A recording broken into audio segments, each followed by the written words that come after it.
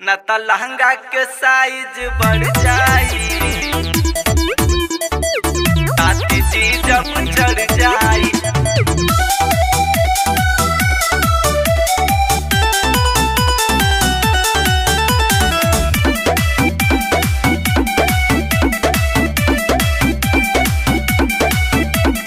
आइलू बंगाल से कमर हिलाबे, लफड़ा में ना पड़ जाई, लफड़ा में ना पड़ जाई। आइलू बंगाल से कमर हिलाबे, लफड़ा में ना पड़ जाई। न त चोली के न त लहंगा के साइज बढ़ जाई, मंडल जी जब चढ़ जाई। न त चोली के साइज बढ़ जाई, ताती जी जब चढ़ जाई।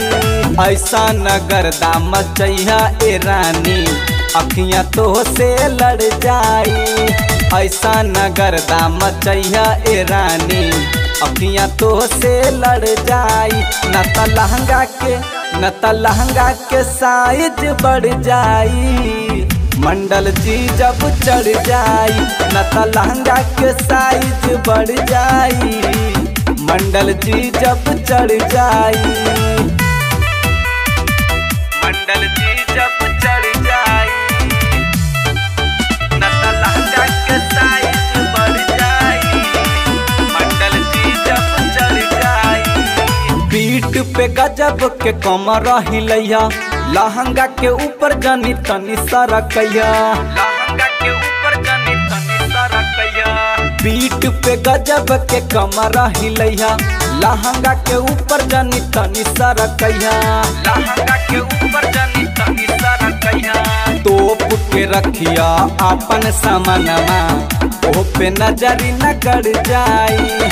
तोप के रखिया अपन सामनमा, ओ पे नजरी न गड़ जाई। न त चोली के न त लहंगा के साइज बढ़ जाई, ताती जी जब चढ़ जाई।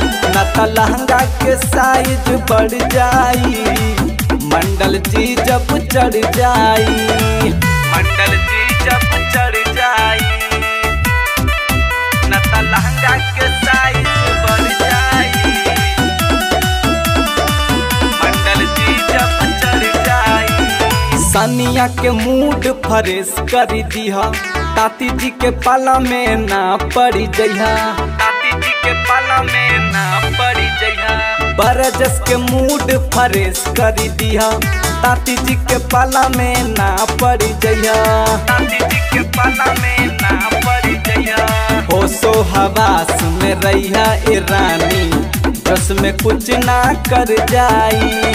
होश हवास में रहिया ए रानी, उसमें कुछ ना कर जाई। न त लहंगा के न त चोली के साइज बढ़ जाई, ताती जी जब चढ़ जाई। न त लहंगा के साइज बढ़ जाई, मंडल जी जब चढ़ जाई।